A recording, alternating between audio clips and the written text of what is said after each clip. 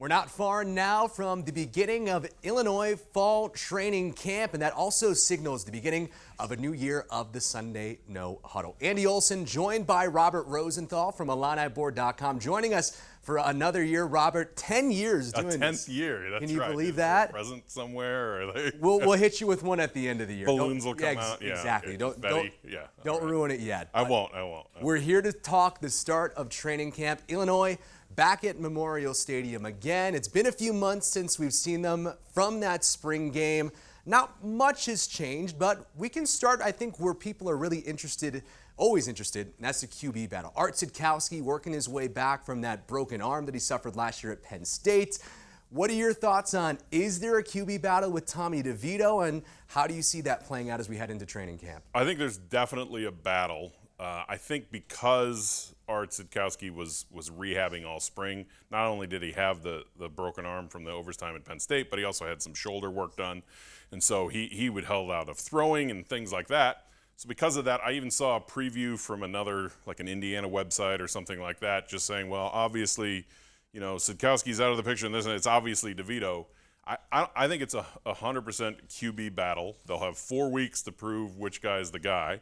Just because DeVito got all the snaps in the spring, you know, it's good. He's the senior. He's brought in for 1 year. It's probably this year, but I think Art's still going to give it every chance to win that job. So he was, you know, last year he had some shoulder issues. Coaches kind of hinted at it of like he didn't have full range of throws and this and that. They knew he was going to need, you know, some surgery after the season.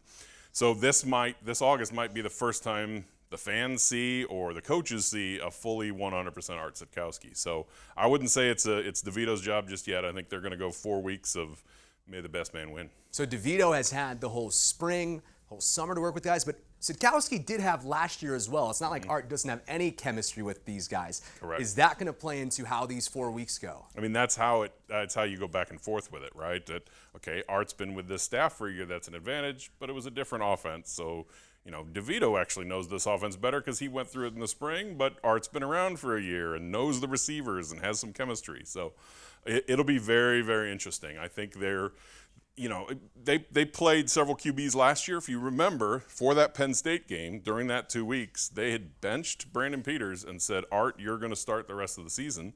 And Art came out to start that Penn State game, then breaks his wrist or arm or whatever, and that was that, and it went to Peters for the rest of the year. So the staff isn't afraid to make changes during bye weeks and switch quarterbacks, and we might see that this fall as well. One of the other really interesting battles on offense, at least for me, is wide receiver. You have an entire room where it feels like there are just positions and jobs that are up for the grabs besides the one knocked down by Isaiah Williams. Mm-hmm. Who are some names, at least in your mind, to watch out for as they grapple for playing time in that room? I think the two guys that are certain to be the top two guys are Isaiah Williams, obviously, and then also Casey Washington.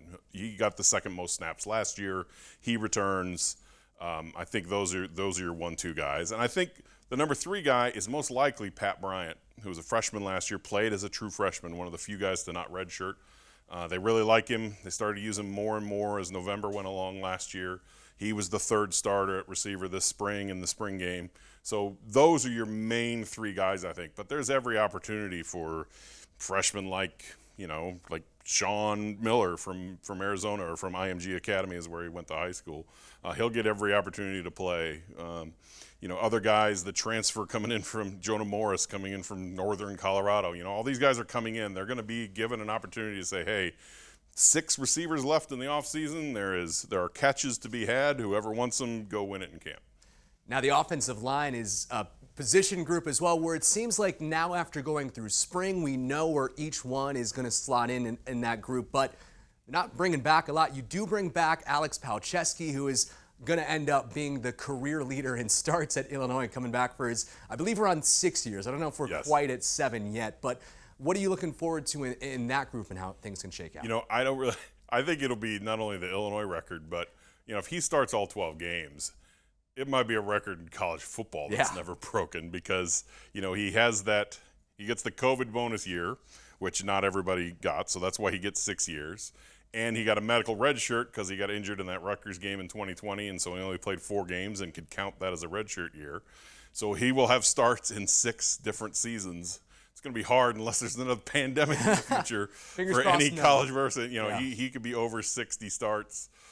So yeah, it would it'll be a record that might be hard to break. But yes, that's really big for them to get him back. Otherwise, you'd really only have Julian Pearl and then Alex Pihlstrom, who did start 5 games last year but wasn't a starter the entire season. To have that third guy who with experience to get back, and then they bring in the 2 JUCOs and Zy Chrysler and Isaiah Adams, and we'll see if they're ready to plug in. They're older guys. That's why you bring in JUCOs to put them right in the lineup, and we'll see if they can grab those spots. Now, before we go to defense, I'll bring up the running back room. Really doesn't feel like there's anything interesting going on there. It's Chase Brown's room. He's one of the best in the country. Yeah. But is there anything to keep an eye on? I mean, not really. I mean, the majority of the snaps last year went to Brown and McCray. They both returned.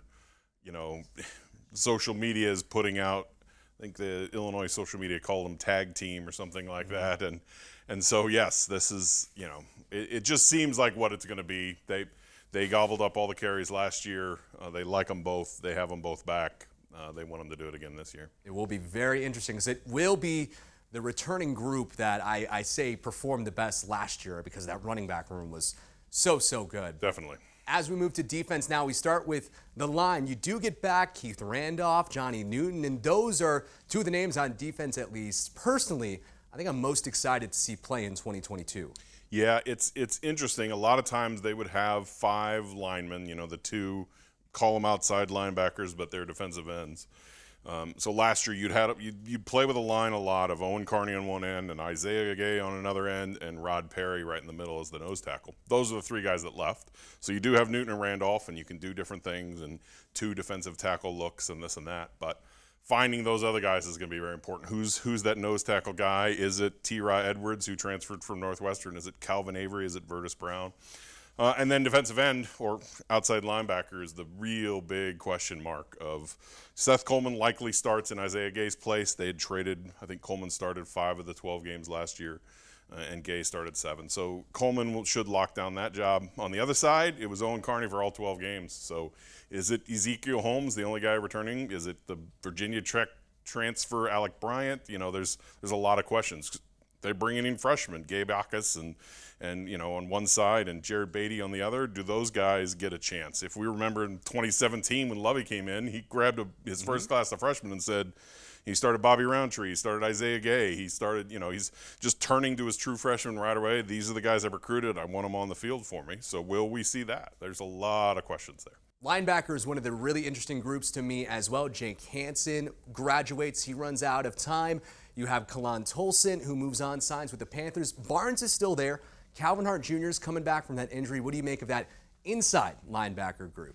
I know they love Tariq Barnes, and he's going to be the man in the middle and the guy making play calls and things like that. And so, that one's set. And I think C.J. Hart is the same.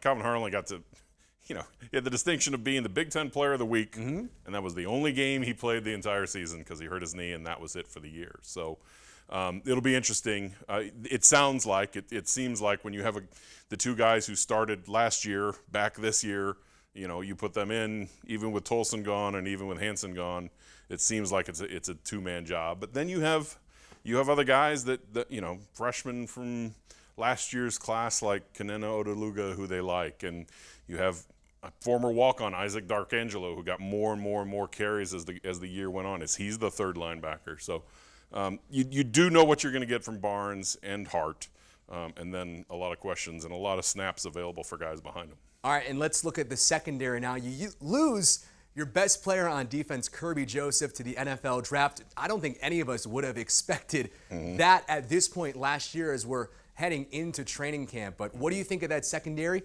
Is there a breakout candidate like Kirby Joseph that no one is talking about right now? It's a great question. I mean, they brought Kendall Smith back for his 6th season. He had put his name in the transfer portal, was going to go look for snaps, and then decided to come back to school. I think they're going to start with him in that Kirby Joseph free safety position. If you remember, Kendall Smith did start the final game in front of Kirby on Senior Day against Northwestern. He started that spot. So, yeah, there is obviously a huge hole there because Kirby was so great and first team All Big Ten last year and with 3rd round draft pick. So it's hard to replace anytime replace a guy like that. But if you talk to the coaching staff, they always speak in these terms of like, look, we love that. We love when a guy has a breakout season. We can tell recruits, all right, we can do that with you. We're gonna find somebody else this year to be that breakout guy. So, maybe Kendall Smith is that guy. At cornerback, maybe it might be even just as hard to replace Tony Adams. He was really good, especially the second half of last season. It's probably Taz Nicholson, who had started 2 games last year, that would take over that spot opposite Devin Witherspoon, but could be a number of guys. So there's just a lot of questions. I mean, obviously Sidney Brown and Quan Martin are the two, at the star position for Martin and at the strong safety position for Brown. Those are the 2 known entities on the defense. But those other 3 spots, which they use a lot, it'll be interesting to see who they use. There's going to be a lot to talk about all season, Robert, so we're just going to leave it at the positional battles right now as we head into training camp. But before you leave us, I do want to throw in there, last season of this era of Illinois uniforms, Brett Bielema has said they're getting new ones in 2023. As we head into this last season with this look, I want to ask you, what was the best game from this era of uniform, and what do the 2023 uniforms look like if they were designed by Robert Rosenthal? So best game, I mean, everybody's going to want to say Wisconsin, but they wore the gray ghost uniforms for Wisconsin, so I don't think I can answer that because that was the kind of the one-off uniform. So I'm going to have to say Michigan State 2019, down 28-3, scoring a Hail Mary just before halftime, down, 31-10 going into the fourth quarter, come back and win. We're in the whites with the orange helmet. That was always a great look. They've kind of gone away from some of those alternate road looks, and Brett Bielema just wants to stick with the orange helmet and certain looks at home and away. But for that set of uniforms, 2018 till now, I would say it was that. What do I want the new ones to look like? I'm happy with how Nike does uniforms. I know some people like, oh, that's a little too much, that's a little too trendy. I think they understand kind of the history at some of the schools, so I don't think they'll get too crazy. Some of those Maryland uniforms that get so nuts, or even Northwestern, drawing a line through their numbers for a long time. I don't know why they did that. You can't tell what number anyone is on the field, but yeah, I kind of trust Nike to do a good job with it, and I think they'll make it a little more traditional. All right, we'll see if you get involved in the design process. We'll see. I'll wait for the call from Phil Knight. I'm sure they'll be all over it. Well, you have to let us know because we're the first ones to bring it up. I'll give you the scoop. All right, Robert, thanks so much. And thank you for watching the Sunday No Huddle. Robert, we can't wait to talk to you throughout the season as well. You got it. Thanks.